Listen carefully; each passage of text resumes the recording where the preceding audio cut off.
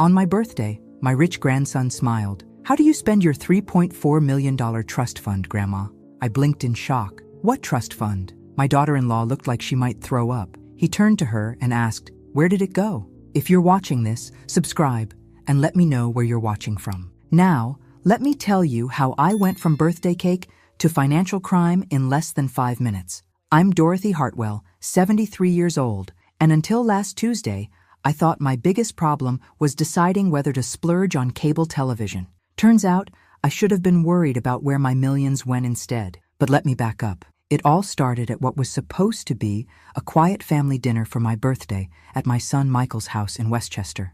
Nothing fancy, just me, Michael, his wife Patricia, and their 18-year-old son Connor. The kind of family gathering where I usually got a grocery store cake and everyone checked their phones more than they looked at me. Connor had just gotten back from his first semester at Princeton. All confidence and expensive clothes I knew Michael couldn't afford on his teaching salary. The boy had always been sharp, but college seemed to have given him a new kind of awareness about money. Maybe too much awareness. We were sitting around their dining room table, the one Patricia had insisted they buy on credit 3 years ago because presentation matters, Dorothy. I was cutting my slice of supermarket cake when Connor, bless his heart, decided to make conversation. "So, Grandma," he said, leaning back in his chair with that casual confidence only teenagers possess, "I've been taking this economics course and we're learning about wealth management. I was curious, how do you spend your $3.4 million trust fund? Like, do you have a financial advisor?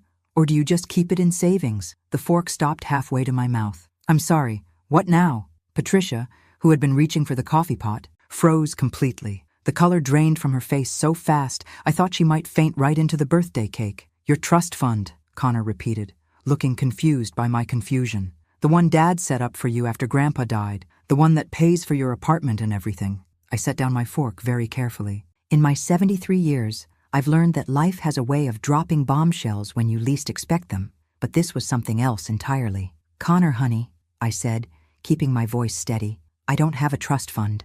I live on Social Security and the small pension from the hospital where I worked for 30 years. That's it." Michael had gone very quiet, staring at his plate like it contained the secrets of the universe. Patricia looked like she was considering whether jumping out the window might be preferable to whatever was about to happen. Connor's eyebrows shot up. "But Dad, you told me last year when I was applying for financial aid that Grandma was well taken care of. You said there was a trust fund that covered all her expenses, which is why I could put down that we don't provide any financial support for grandparents on the FAFSA forms." "Oh, now this was getting interesting." "Connor," Patricia said sharply, "maybe we should discuss this later." "No," I said, my voice carrying the authority I'd used as head nurse for 15 years. "I think we should discuss this right now. Connor, tell me exactly what your father told you about this supposed trust fund." The poor boy looked between his parents, clearly sensing the tension, but not understanding its source. "He said Grandpa left you really well provided for when he died, that there was a trust fund worth over $3 million that pays for your apartment, your medical expenses, everything. He said you were independent and didn't need any help from us." $3 million.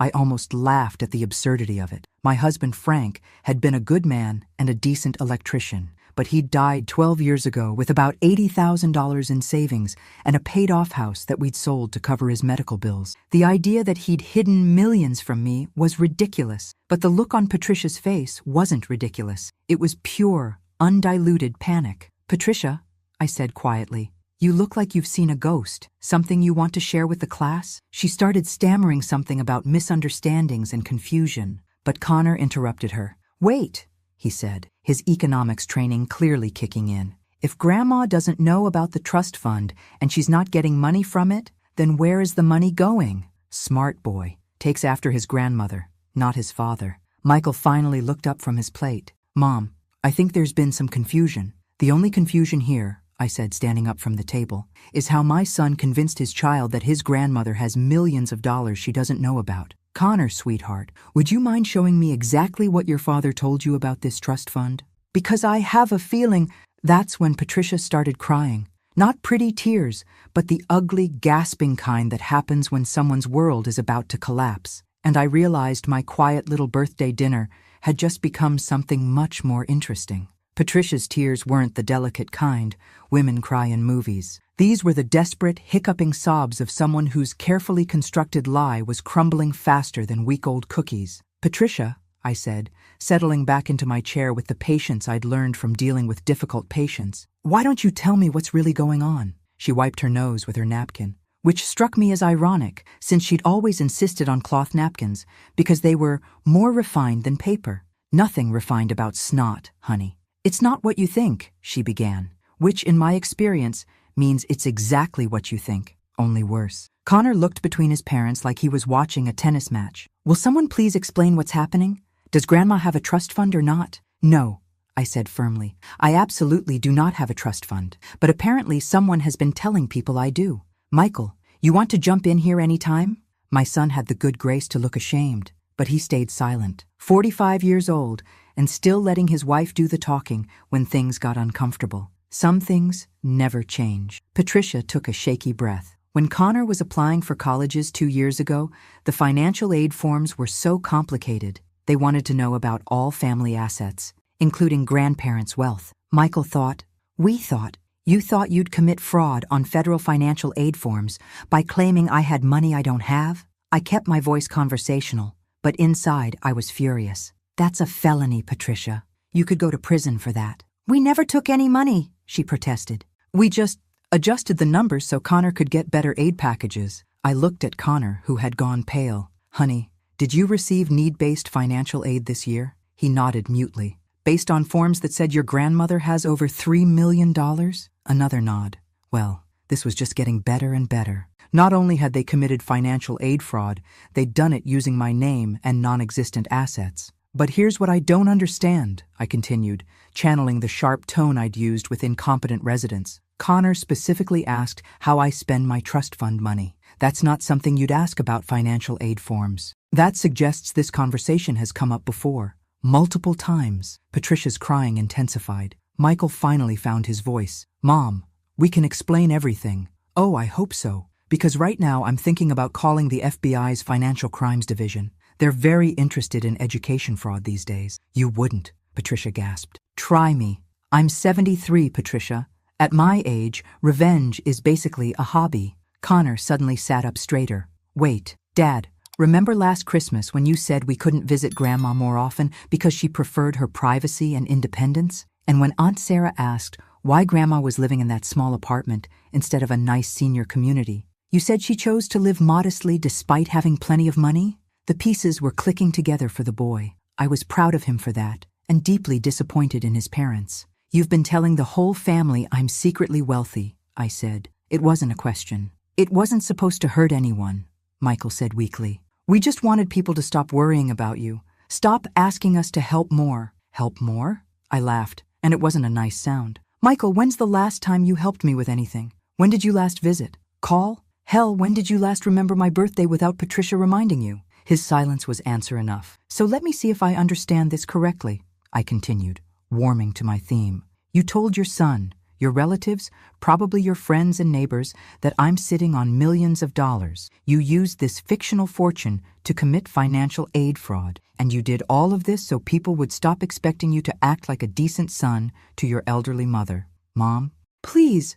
"I'm not finished. Connor, when you filled out those college applications, who did you think was paying for your education? The financial aid and, well, I thought you were helping," he said quietly. "Dad always made it sound like you wanted to contribute, but preferred to do it quietly through the trust fund." My heart broke a little for the boy. He genuinely believed his grandmother was supporting his education. Meanwhile, I was clipping grocery store coupons and buying generic medications to make my Social Security check last each month. "Patricia," I said, "stop crying and answer a simple question. If people think I have millions and Connor thinks I'm paying for college, where exactly do they think this money is coming from?" She looked up at me with red, swollen eyes. "We created some basic documentation, just for Connor's peace of mind. Simple bank statements showing the trust fund activity." "You created fake bank documents in my name?"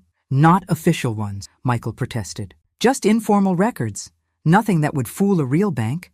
"Oh, just fake bank documents. Well, that makes identity theft so much better." Connor was staring at his parents, like he'd never seen them before. "You've been lying to me about everything.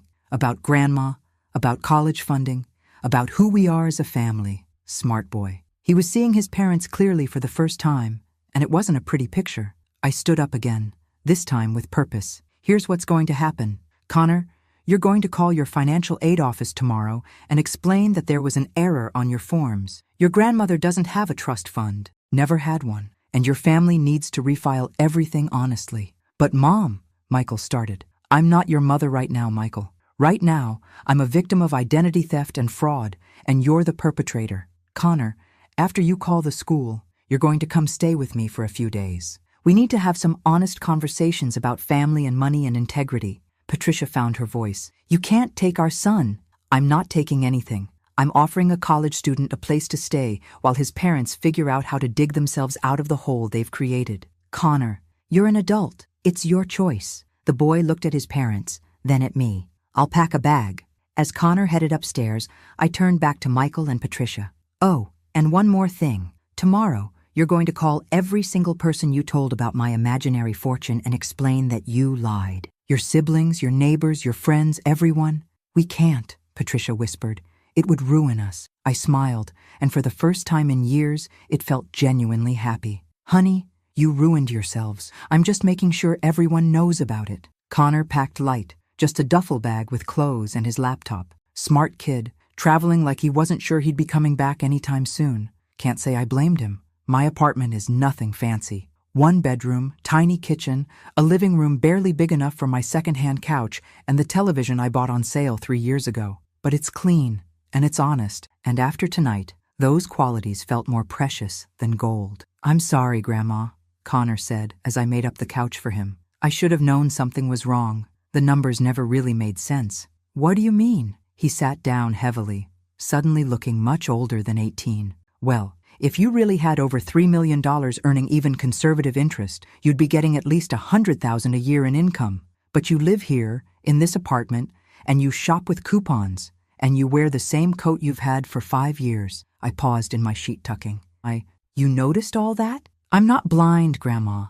I love my parents, but I'm not stupid. Rich people don't live like you live. But I thought maybe you were just really frugal, or you gave most of it to charity or something. This boy was going to go far in life if he kept thinking critically like that. Connor, can I ask you something?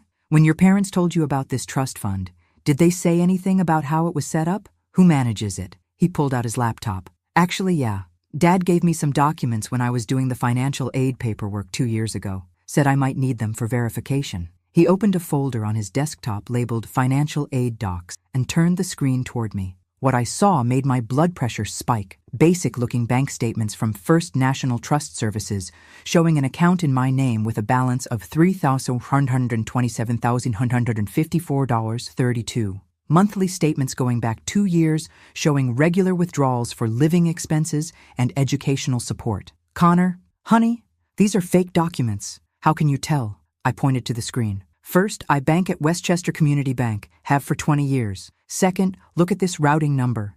It's not even a real bank code. And third, see these withdrawal descriptions? Educational support, Princeton University? If I were paying your tuition, sweetheart, Princeton would have my name on file as a source of payment. Have you ever seen any paperwork showing money coming from Dorothy Hartwell? He scrolled through files on his laptop, looking increasingly uncomfortable. No, actually. All my financial aid documents just show federal aid and some scholarship money. Nothing from family. Because your parents never paid a dime of your tuition. The government did, based on fraudulent need calculations. Connor closed the laptop and rubbed his face with both hands. This is bad, isn't it? Like, criminal bad? Very bad. But here's the thing, sweetheart. You're a victim too.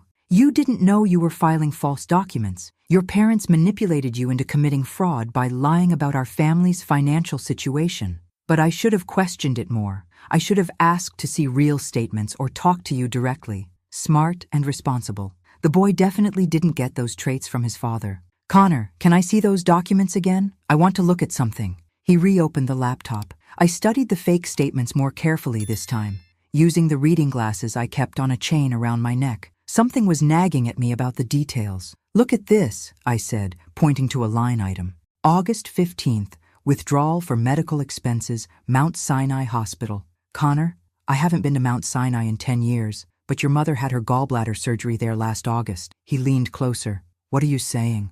I'm saying these fake statements aren't just showing random expenses. They're showing real expenses. Your family's real expenses. Someone took the time to create a false narrative where I was secretly paying for things your parents actually paid for themselves. Connor scrolled through more statements. Oh God, look at this one. Home maintenance, $8,500. That's exactly what our roof repair cost last spring. And this one, vehicle maintenance, $2,300. Dad's transmission repair. Your parents haven't just been lying about me having money, Connor. They've been creating a detailed fantasy where I've been supporting your family financially for years. But why? Why go to all this trouble? I had a suspicion, but I needed more information. Connor, besides you, who else has seen these documents? Well, the financial aid office has copies, and Dad showed them to Uncle Robert at Thanksgiving when Uncle Robert was complaining about having to help Aunt Margaret with her mortgage. Uncle Robert, Michael's older brother, the successful one with the accounting firm and the big house in Connecticut, the one who'd always made Michael feel inadequate. What exactly did your father tell Uncle Robert? That you were helping our family financially but preferred privacy about it. Uncle Robert was saying something about how family members should help each other more. And Dad pulled out his phone and showed him one of these statements. Said you'd been quietly taking care of us for years. The picture was becoming clearer, and it wasn't pretty. Michael hadn't just committed fraud for financial aid. He'd used fake documents to boost his standing with his family, to make himself look like the good son with the generous mother instead of the struggling teacher who couldn't provide for his family. Connor, I need to ask you something, and I want you to think carefully before you answer. Has anyone else in the family asked you about my supposed wealth? Cousins? Aunts? Uncles? He was quiet for a long moment. Actually, yeah. Cousin Jessica asked me at Christmas if it was true that you were loaded. Said her mom heard from Uncle Robert that you had been paying for my college and helping with our house payments. And what did you tell her? I said yeah, that you were amazing and generous, but didn't want recognition for it. I said you preferred to help family quietly. My heart sank. The lie had spread through the entire family. By now, every relative probably thought I was sitting on millions while letting my elderly siblings struggle with their own financial problems. Grandma, there's something else, something I probably should have mentioned earlier. I braced myself. What? Yesterday, before the birthday dinner, Dad got a phone call that seemed to upset him. I heard him talking to someone about expectations and timeline and keeping up appearances. He kept saying things like, she doesn't know yet, and we need more time. Did you hear who he was talking to? No, but right before he hung up, he said something about meeting on Tuesday to discuss the situation. Then he saw me listening and went outside to finish the call. Tuesday. That was tomorrow. I had a feeling that whatever meeting Michael had scheduled, it was going to be very enlightening, and I intended to find out exactly what situation required my son to keep lying about my financial status. But first, I had some phone calls to make, starting with my nephew Robert. My nephew, who apparently thought his poor Aunt Dorothy was secretly funding his brother's lifestyle. This was going to be a very interesting conversation. At 8:30 the next morning, I called my nephew Robert's office. As a successful CPA, he was always at his desk early, probably billing some poor client $300 an hour to explain why they couldn't afford nice things. Robert Hartwell CPA Services. This is Robert. Hello, Robert. It's your Aunt Dorothy. Long pause. Then, in a tone you'd use with a beloved but eccentric elderly relative, Aunt Dorothy, what a pleasant surprise. How are you managing everything? Managing everything. Such an interesting choice of words. Oh, I'm managing just fine, Robert. In fact, I'm calling because I understand you've been discussing my financial arrangements with Michael. Another pause, longer this time. Well, yes, we may have touched on that subject. Family looking out for family, you know. Indeed, Robert, I'd like you to explain to me exactly what Michael told you about my financial situation. Aunt Dorothy, surely you don't want to discuss such private matters over the phone. I absolutely do want to discuss them, right now, unless you'd prefer I drove to your office to have this conversation in person? The threat worked. Robert had always been terrified of family drama affecting his professional reputation. Well, Michael mentioned that you've been able to help with some of their expenses. He showed me documentation of a trust fund that your late husband apparently established. Very thoughtfully planned, I must say. Robert, Frank died 12 years ago with $80,000 to his name. He never had enough money to establish a trust fund for anyone. Silence. But Michael showed me bank statements. Michael showed you forgeries. There is no trust fund, Robert. There never was. I live on Social Security and a small pension. That's it. That's impossible. The documents looked completely legitimate, and Michael specifically said you'd been covering Connor's college expenses and helping with their mortgage payments. Now we were getting somewhere. What exactly did he say about helping with their mortgage? That you'd been making monthly contributions to help them afford the house. Said you preferred to handle it directly with them rather than going through banks or formal arrangements. Very generous of you, though I did wonder why you weren't living more comfortably yourself if you had such substantial resources. Smart man. Too bad he'd ignored his instincts. Robert, I have never given Michael a penny toward his mortgage. I've never paid any of Connor's college expenses, and if you took 5 minutes to think about it instead of believing convenient lies, you'd realize that a woman living in a one-bedroom apartment and shopping with grocery store coupons probably isn't secretly millionaire. The phone went very quiet. When Robert spoke again, his voice was tight with professional concern. Aunt Dorothy, if what you're saying is true, then Michael has committed serious fraud. Not just with the family, but potentially with federal financial aid programs. Now you're catching up, but here's what I really want to know. Robert, have you shared this information about my supposed wealth with anyone else in the family? I may have mentioned it to Margaret when she was complaining about her financial struggles, and I think I said something to my mother about how nice it was that you were able to help Michael's family. His mother. Robert's mother was my sister-in-law Helen, Frank's sister, who lived in a senior community in Florida on a fixed income and worried constantly about money. You told Helen that I have millions of dollars? I may have suggested that you were financially comfortable and able to help family members. Robert, Helen called me 2 weeks ago asking if I could loan her $300 for a dental procedure. $300. She was embarrassed to ask, apologized for bothering me, and promised to pay it back in installments. If you'd told her I was wealthy, why would she hesitate to ask for help with a $300 dental bill? The silence stretched so long I thought he might have hung up. Oh God, he finally said. She did ask me about that. She said she was thinking of calling you for help, but wasn't sure it was appropriate. I told her that family helps family, but that she should be careful not to take advantage of your generosity. You essentially told her not to ask me for help because I might get annoyed about the money. I was trying to protect your privacy. You were protecting Michael's lie. And in the process, you let an 80-year-old woman struggle with dental problems because you thought her wealthy sister-in-law might be bothered by a small loan request. I could hear Robert's breathing getting heavier. Aunt Dorothy, I had no idea. The documents looked legitimate, and Michael was so specific about the arrangements. Who else did you tell? Margaret, definitely. Probably my kids at some point.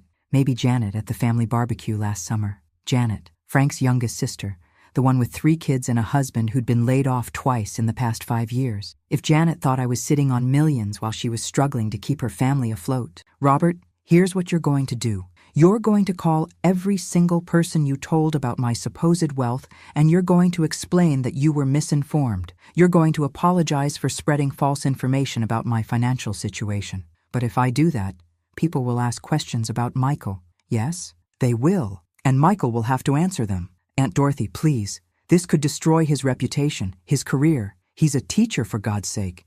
If this gets out, maybe he should have thought about that before committing fraud and dragging the entire family into his lies. I hung up and immediately called Helen in Florida. Dorothy! Her voice was warm with genuine affection. How lovely to hear from you. How are you feeling, dear? I'm fine, Helen. But I need to ask you something. A few weeks ago, you called about a dental procedure. You seemed hesitant to ask for help.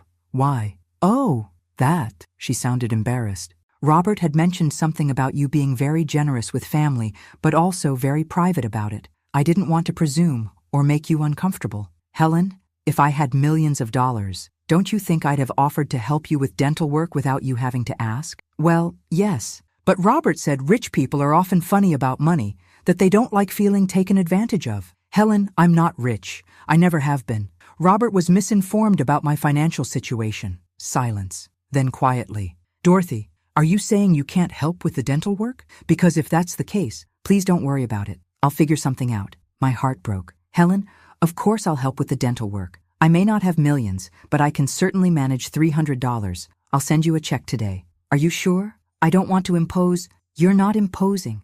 You're family, and family helps family. Real help, not imaginary help. After I hung up with Helen, I sat in my small living room and thought about the web of lies Michael had created. He hadn't just committed fraud, he'd poisoned family relationships, made elderly relatives feel ashamed to ask for help, and created a false narrative that was affecting everyone in our family. Connor emerged from the bathroom, dressed for his day. "I called Princeton's financial aid office," he said. "I have an appointment tomorrow to discuss correcting my aid application." "Good for you.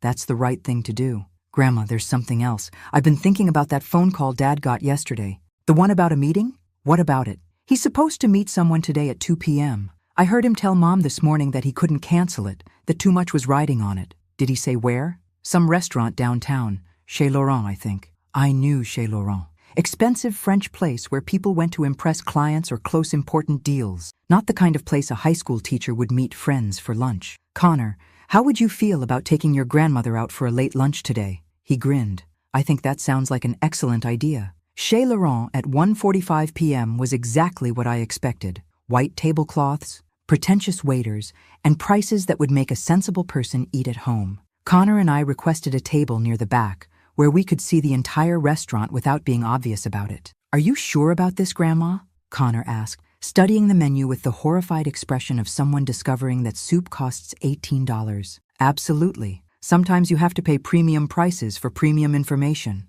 At exactly 2 p.m., Michael walked in. He was wearing his best suit, the one he'd bought for parent conferences, and he looked nervous enough to power a small city. He spoke to the hostess, who led him to a corner table. 5 minutes later, I understood why Connor had thought his father was getting into something complicated. The man who joined Michael was Richard Waverly, one of Westchester County's most prominent attorneys. I recognized him from newspaper photos, the kind of lawyer who defended wealthy people when they got caught doing things that would land ordinary folks in prison. "Connor," I whispered, "do you recognize that man with your father?" He squinted across the restaurant. "No. But Dad's definitely nervous. Look how he's fidgeting with his napkin." I couldn't hear their conversation, but I could read body language. Michael was doing most of the talking, gesturing anxiously, while Waverly listened with the patient expression of someone being paid very well for his time. Occasionally, Waverly would lean forward and say something that made Michael look even more uncomfortable. Then Waverly pulled out a thick manila envelope and slid it across the table. "Connor, I need you to take a picture of that envelope when they're not looking." "Grandma, that feels like spying." "Honey, feels like when your father is having secret meetings with expensive lawyers after committing fraud, it's not spying, it's self-preservation." Connor discreetly used his phone to capture several photos as Michael opened the envelope and reviewed what appeared to be legal documents. Whatever was in those papers made my son's face go pale. The conversation continued for another 20 minutes. Then something interesting happened. Waverly pulled out his own phone and made a call. He spoke briefly, nodded, and hung up. Whatever he'd been told seemed to satisfy him, because he shook Michael's hand and left. Michael remained at the table for another 10 minutes, staring at the documents like they contained his death warrant. Finally, he put them back in the envelope and left, without finishing his expensive lunch. "Well," I said to Connor as we watched Michael hurry past our table without seeing us, "that was illuminating. What do you think those documents were?" "I'm not sure, but I intend to find out." "Connor, how good are you with that computer of yours?" "Pretty good." "Why?" "Because Richard Waverly is a very specific type of lawyer. He specializes in white-collar criminal defense and wealthy families trying to avoid scandal. If your father is meeting with him, it means this situation is much worse than fraud on college applications." We paid our ridiculous check and drove back to my apartment. Connor immediately opened his laptop and pulled up the photos he'd taken. "The envelope has a law firm logo," he said, enlarging the image. "Waverly, Morrison and Associates. And look at this. There's a return address label. It's from something called Hartford Estate Management Services." "Connor, look up Hartford Estate Management. See what they do." His fingers flew over the keyboard. "Here we go. They're a company that manages trusts and estates for wealthy families. Says here they specialize in discreet wealth management for high net worth individuals seeking privacy in their financial affairs. Estate management, trust services, things that would be very useful if someone wanted to create convincing fake documentation about a non-existent trust fund." "Connor, I think your father may have been working with these people to create more sophisticated documents about my trust fund. But if that's true, the question is why he'd need Richard Waverly. Maybe because he got caught? Or maybe because the fake documents were used for something bigger than college financial aid." Connor was quiet for a moment, scrolling through the Hartford Estate Management website. "Grandma, look at this. they have a whole section about family wealth preservation strategies and asset protection planning. What if Dad wasn't just lying about your money? What if he was using the fake trust fund documents for something else? Like what? Like borrowing money. Think about it. If people believe you have millions in a trust fund, and Dad has documents that look official, he could use those as collateral for loans. My stomach dropped. Connor, that would be massive fraud. Not just lying on financial aid forms, but potentially millions of dollars in fraudulent loans, which would explain why he needs Richard Waverly. I picked up my phone and called Robert again. Aunt Dorothy? I was just about to call you back about those family notifications. Robert, I need you to think carefully. When Michael showed you those trust fund documents, did he mention anything about using them for financial planning, loans, investments, anything like that? Well, actually, yes. He said he was helping you manage some financial decisions, said you'd asked him to look into investment opportunities or debt consolidation options. He made it sound like you were considering some financial restructuring but wanted family input. Did he specifically mention borrowing money or taking out loans? He said something about you possibly taking a loan against the trust fund for tax purposes, said wealthy people often do that instead of liquidating assets. It sounded very sophisticated. Connor looked at me with wide eyes. He's been telling people you were planning to borrow money? More than that, I said to Robert. Robert, if Michael approached you about co-signing anything or providing professional references for financial arrangements, you'd remember that, right? Of course I would. Why? Just checking. Robert, I want you to call your bank and make sure no one has inquired about your accounts or asked for verification of your relationship to Dorothy Hartwell. Aunt Dorothy, you're scaring me. Good. You should be scared. And Robert, if anyone contacts you claiming to represent me or asking about my financial situation, you call me immediately. Don't provide any information to anyone, no matter how official they sound. After I hung up, Connor and I sat in my small living room, surrounded by the evidence of my modest life, contemplating just how deep Michael's deception might go. Grandma, Connor said quietly, what if this is bigger than we think? What if Dad has been using your name and fake trust fund documents to borrow serious money? Then your father isn't just facing fraud charges, honey.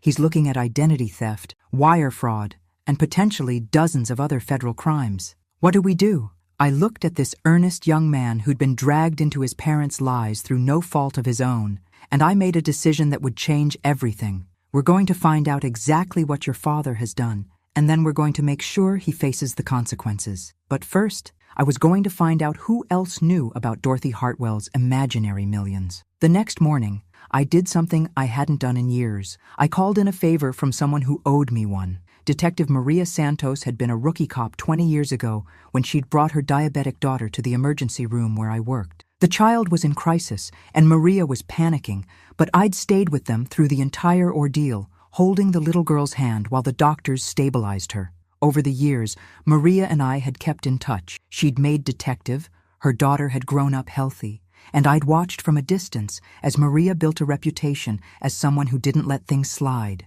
Dorothy Hartwell! Maria's voice was warm when she answered. How are you? It's been too long. I'm well, Maria, but I need your help with something that might interest you professionally. What's going on? Identity theft, fraud, possibly more.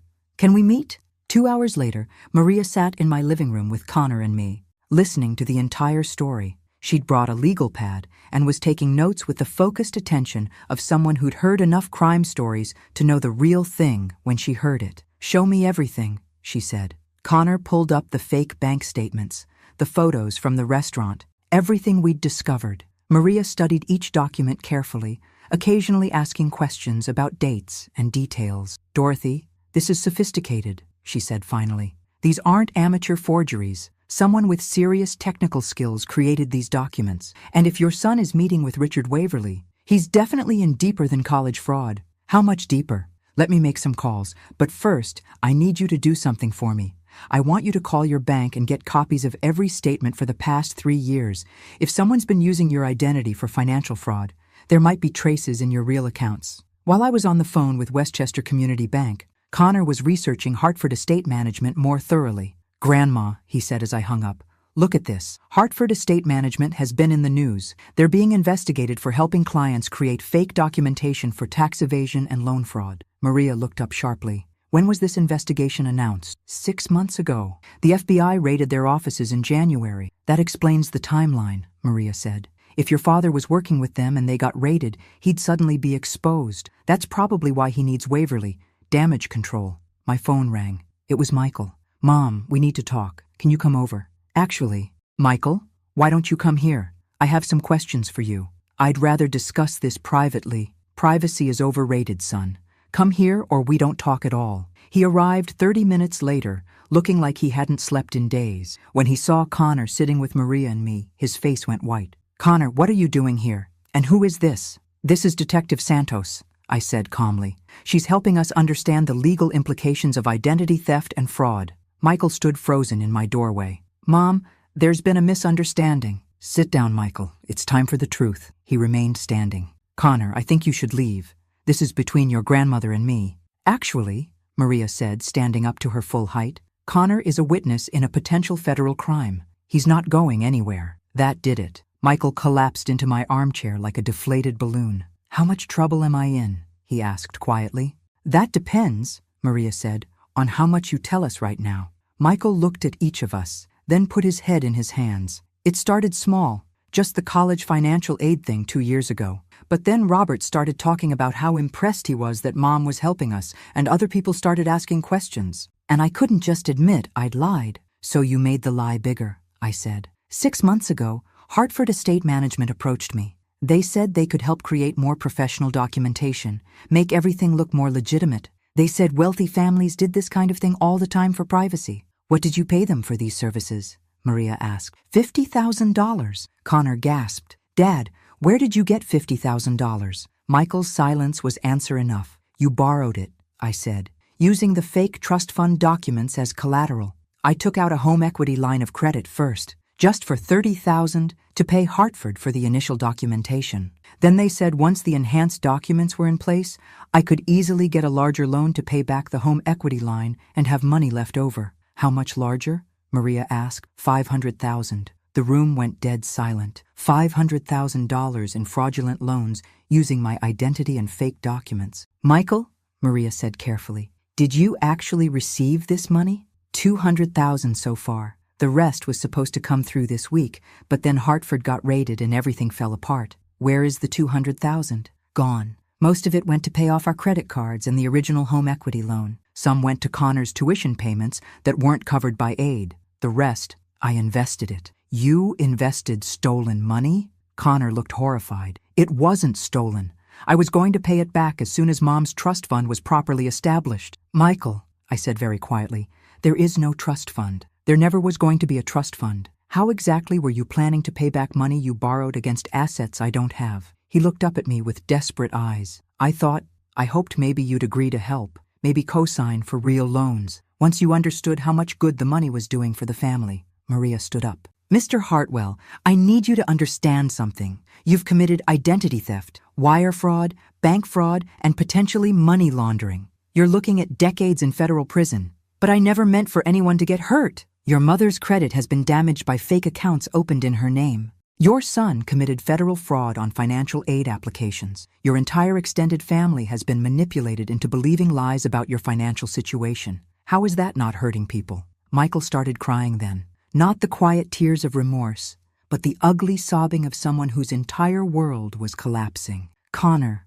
I said quietly, would you mind making some tea? I think we could all use some. As Connor headed to the kitchen, I moved to sit closer to my son. Michael, here's what's going to happen. You're going to work with Detective Santos to provide a complete confession. You're going to help the authorities recover whatever money can be recovered. And you're going to face the consequences of your choices. Mom, please. But here's what else is going to happen. Connor is going to finish college, honestly this time, with real financial aid based on accurate information. And when you get out of prison, whenever that is, you're going to rebuild your relationship with your son based on truth instead of lies. What about Patricia? What about our house? Patricia made her choices when she helped you create fake documents. As for the house, I looked around my small, honest apartment. Michael, I've learned something important this week. Home isn't about how much money you have or how impressive your address is. It's about living with integrity and being surrounded by people who love you for who you really are. Connor returned with tea for everyone.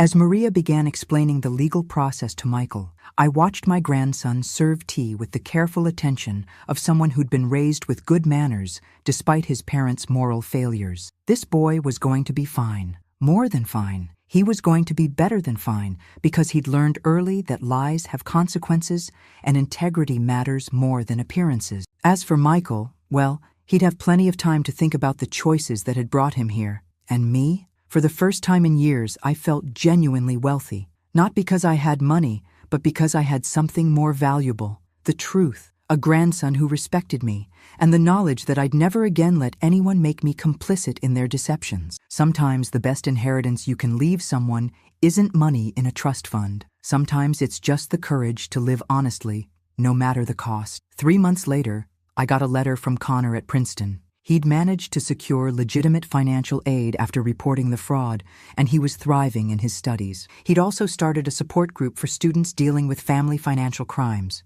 Apparently, he wasn't the only one whose parents had made poor choices. The letter ended with something that made me smile. "Grandma, I finally understand what real wealth looks like. It looks like you, strong, honest, and never backing down from the truth. Thanks for showing me that integrity is the only inheritance that actually matters." I folded the letter carefully and put it in the box where I kept my most precious possessions. Next to it was a photo Connor had sent, him in his dorm room, studying hard and looking genuinely happy. Outside my small apartment window, the leaves were changing colors. Another season, another chance to start fresh. And for the first time in decades, I was looking forward to what came next. If you're watching this, remember, sometimes the best revenge is simply refusing to live someone else's lie. And sometimes the greatest wealth is discovering that you're worth more than you ever imagined, even without a penny to your name. Subscribe if this story spoke to you, and let me know in the comments. Have you ever discovered family members lying about money? How did you handle it? Because trust me, the truth always comes out eventually. And when it does, you want to be standing on the right side of it. Thanks for listening. Don't forget to subscribe and feel free to share your story in the comments. Your voice matters.